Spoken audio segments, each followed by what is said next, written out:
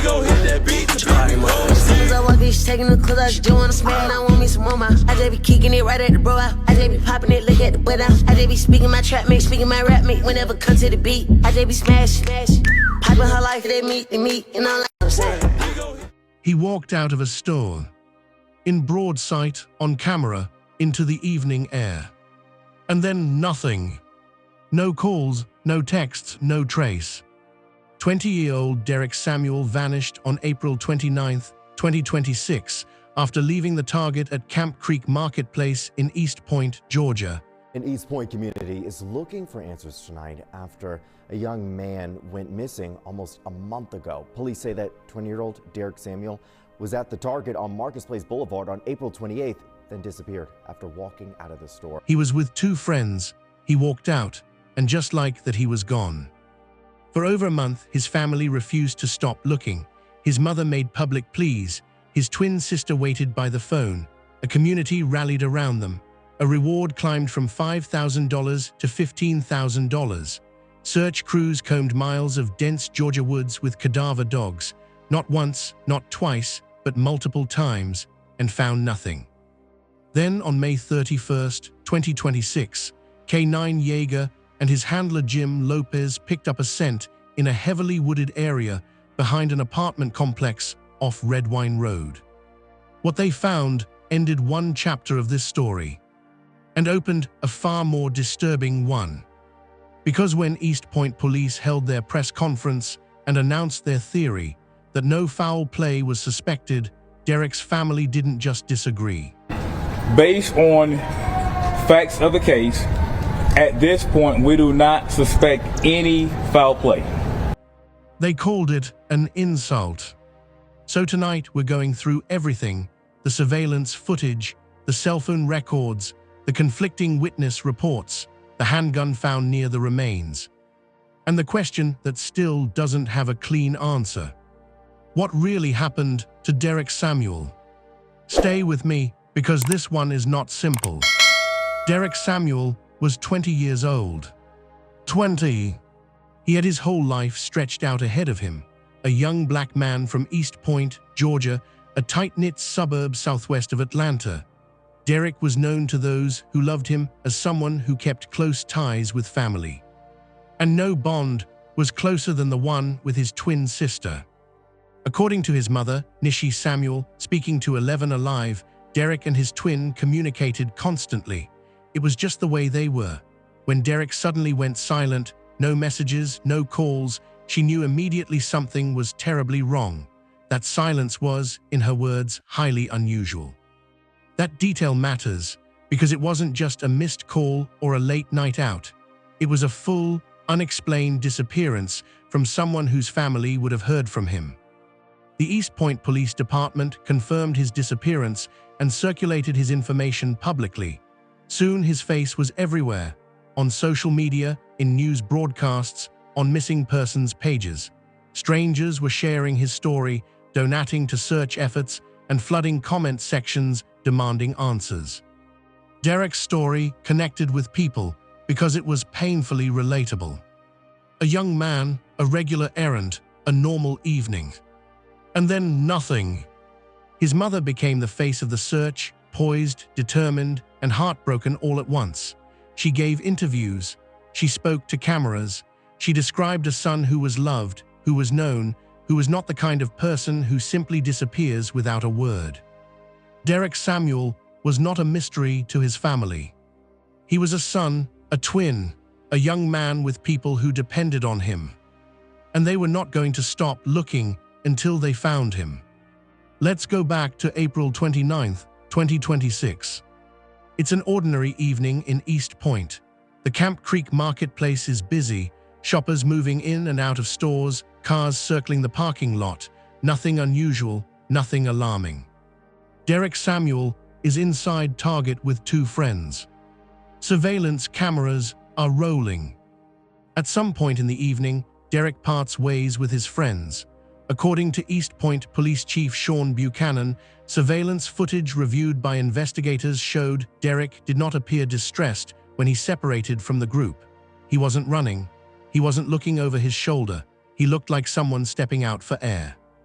He walked out of the target, turned onto the sidewalk, and headed in the direction of North Commerce Drive and Redwine Road, as confirmed by East Point Police and reported by 11 Alive and the Missing People in America database. Then the cameras lost him.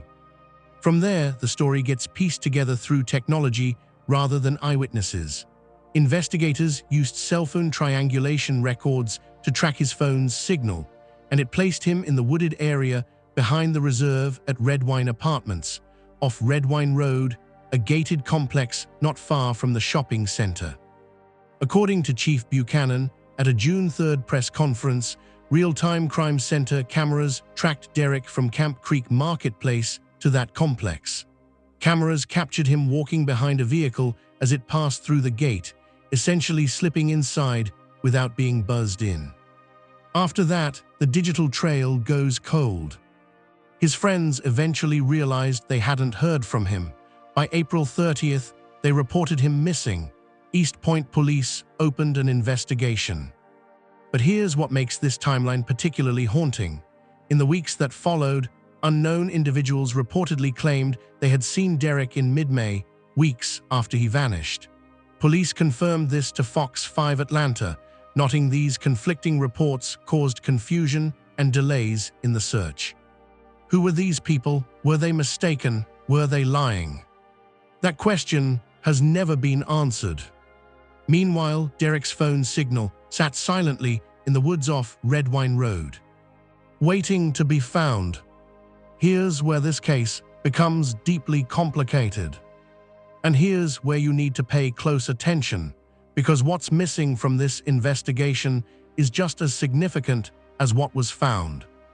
As of June 2026, East Point Police have named no suspects and identified no persons of interest. There has been no arrest, no charges, no named perpetrator.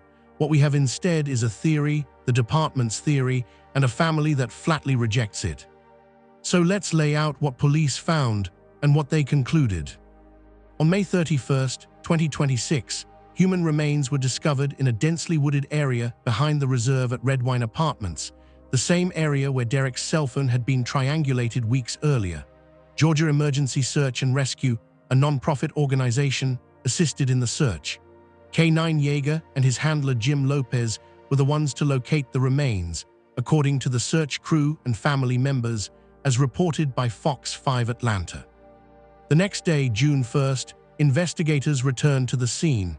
This time they recovered additional human remains, and with them, Derek Samuel's cell phone, a handgun, and a single shell casing. On June 3rd, East Point Police Chief Sean Buchanan and East Point Mayor Keisha Chapman held a press conference. The chief addressed the thousands of rumors swirling on social media. He was direct.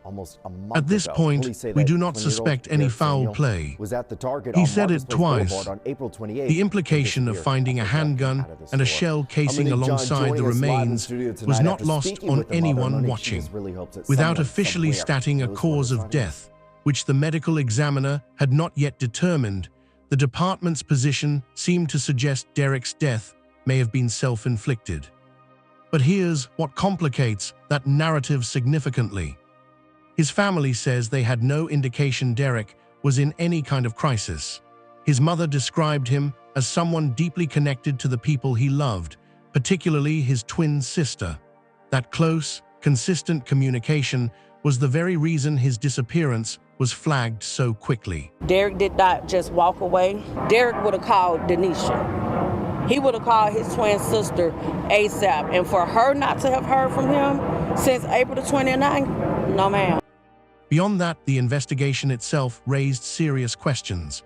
Police admitted they had previously searched the exact same wooded area where the body was eventually found and found nothing. Chief Buchanan cited weather conditions and dense vegetation as contributing factors to the delay. He also noted that the conflicting mid-May sightings reported by unnamed individuals created critical delays in the search. Who reported those sightings? Why haven't their identities been disclosed? Were they interviewed? What did investigators conclude about them? None of those questions have been answered publicly. Then there's this. Derek had no reason, at least none that his family was aware of, to enter a wooded area alone at night. He wasn't familiar with the area behind that apartment complex as far as his family knew. He walked in behind a car through a security gate. He didn't live there. No one has explained what drew him beyond that gate and into those woods. The handgun found near his remains has also raised eyebrows. Was it registered to him? Did his family know he had it? Was it found on him or near him? These details have not been released publicly. The official position remains: no foul play suspected. Derek's family's position remains: that conclusion is an insult to his memory, and they are demanding justice. Think about is, what was it, about 3 weeks ago, we was all just interviewing right there at Camp Creek. They hadn't put a bolo out or anything. Everything was so jumbled up and messed up. And to think that whoever did it, been back in those woods, I'm sure, since, the things happened, they had false searches, TikTokers back there and everything. What evidence has been picked up? But justice is going to serve. I'm not going to stop. Somewhere between those two statements is a truth that has not yet been fully uncovered. Every missing persons case has moments that don't add up. In Derek Samuel's case, there are several. The first is the conflicting sightings. Someone, possibly more than one person, told investigators they had seen Derek or been with him in mid-May. This was weeks after he disappeared. Police confirmed these reports existed and that they caused significant delays. But who were these people? Were they credible? Were they lying to throw investigators off? Were they confused? As of this script, East Point police have not publicly identified or addressed these individuals beyond confirming they existed. The second is the failed searches. Law enforcement and cadaver dog teams searched the wooded area behind the reserve at Redwine Apartments not once, but multiple times before finding anything. Chief Buchanan pointed to the vegetation density and weather. That's plausible. But the search community and Derek's family have questioned why it took so long, given the cell phone triangulation clearly placed his phone in that area from the beginning. The third is the items found: a handgun and a single shell casing. These are significant physical pieces of evidence, and yet the public has been given almost no information about them. Whose gun? Was it registered? Were fingerprints recovered? Was there DNA evidence on or near the scene? These are standard questions in any investigation. The answers have not been shared. The fourth is that the cause of death remains officially undetermined. As of the June 3rd press conference, the Fulton County Medical Examiner had not confirmed the manner or cause of death. Positive scientific identification of the remains had not been completed. The family was still waiting for answers that could only come from the medical examiner's office. And the fifth, perhaps the most haunting detail, those mid-May sightings. If someone falsely claimed to have seen Derek alive weeks after he likely died, that is obstruction of justice. It delayed the search. It sent investigators in the wrong direction. It kept a family in prolonged agony. That matters. East Point Police said an investigation remains ongoing as they continue seeking additional digital information to determine exactly what led to Derek's death. The case is not closed. The cause of death is not confirmed. And a family is still waiting for the full truth. As of June 2026, here is where the Derek Samuel case stands. Human remains believed to be Derek's were found on May 31st in a wooded area behind the reserve at Redwine Apartments in East Point, Georgia. Additional remains, his cell phone, a handgun, and a single shell casing were recovered on June 1st. The Fulton County Medical Examiner's Office has not officially confirmed the cause or manner of death, nor completed a positive scientific identification of the remains at the time of last reporting. East Point Police, led by Chief Sean Buchanan, have publicly stated they do not suspect foul play. They have named no suspects and identified no persons of interest. Derek's family has firmly and publicly rejected that conclusion. Their statement, delivered to Fox 5 Atlanta, reads, "We, the the family of Derek Samuel strongly disagree with the East Point Police Department's insulting view and outcome on this case. We ask for the continued prayers and support of everyone who loves, cares, and stands in support of our family and Derek. Please stand with us in support as we demand justice for Derek. That statement is not passive. That is a family who knows their son, their brother, and who is saying plainly that the official story does not match the person they knew. They are not alone in their skepticism. Online communities have raised dozens of unanswered questions. Advocates for missing Black men and women have pointed to this case as yet another example of investigations that move too slowly, communicate too little, and conclude too quickly. Derek was 20 years old. He was someone's twin, someone's son, someone loved by people who will carry his loss forever. And he deserves more than a press conference that raises more questions than it answers. If you have any information about what happened to Derek Samuel that evening on April 29, 2026, contact the East Point Police Department. His family is still fighting for answers. His case is still open. Now I want to hear from you. What do you think really happened to Derek Samuel that night? Do you believe the police's no foul play conclusion, or does something feel off to you? And do you think the conflicting mid-May sightings were ever properly investigated? Drop your thoughts in the comments. Be respectful, a family is reading, and if this story moved you, subscribe, because cases like Derek's deserve to stay in the spotlight until justice is served. Derek Samuel was 20 years old, a son, a twin, a young man who deserved to come home.